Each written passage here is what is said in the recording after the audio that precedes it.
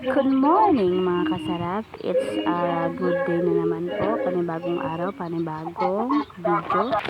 Samahan niyo naman ako sa panibagong araw ng buhay ko. Ngayon na araw nga ho ay magluluto tayo ng palya na may itlog. Yes guys, palya na may itlog ang lulutuin natin ngayon para naman masustansya ang ating ulam. Ayan. Kinuhaanan ko lang na po talaga po ng ano ang ating ano. Ayan, marunong magtagalog kasi Ilonggo kasi ako, ano ba naman yan. Basta ayan. Magwan ate. Kuhaan na itong sang tinai. Ang atong nga palya. Ayan.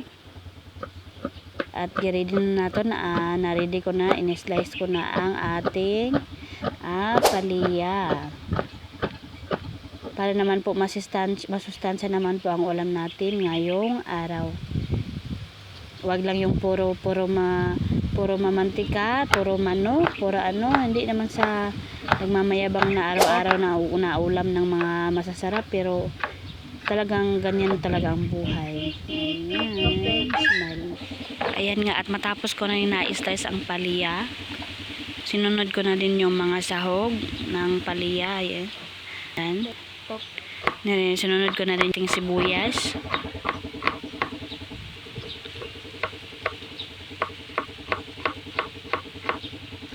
Ayan. Hindi ako masyadong madaldal guys. Kasi sinunod na rin natin ang ating ahos. Kung ito po ay bawang.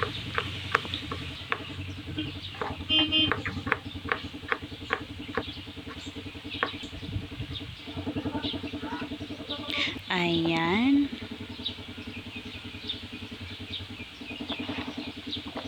Nilagyan ko na ng asin guys. Ayan. Ganyan ko lang para hindi naman masyadong maano yung ating palya pag kinain na rin. Kumbaga hindi masyadong mapait ba. Nilagay ko sa ibang paglalagyan kasi nalagyan natin ng mainit na tubig. Yung mainit na tubig yung ating ginamit para naman lumabas ang kanyang ano. Yun. Kumbaga hindi siya hindi siya maalat or hindi siya mapait. Yan, binalik ko na rin doon sa pinaglalagyan niya kanina. Ayan.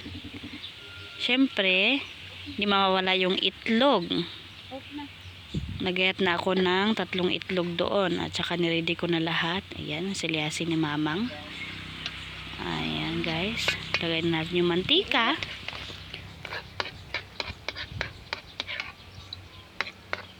Lagay na natin yung bawang.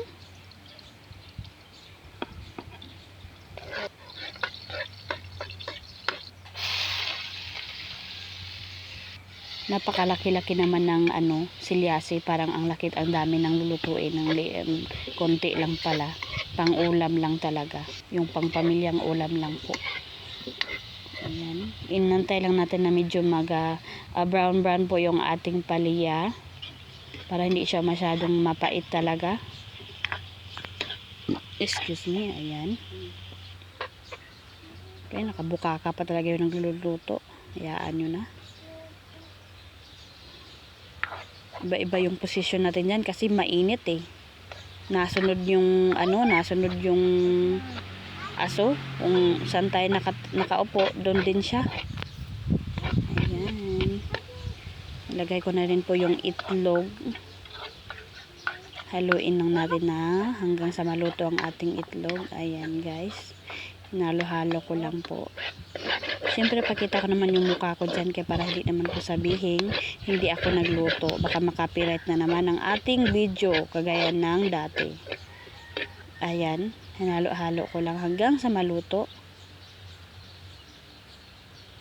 At ayan, ilagay na natin sa ating paglalagyan kasi ready na ang ating palya with itlog. At ayan.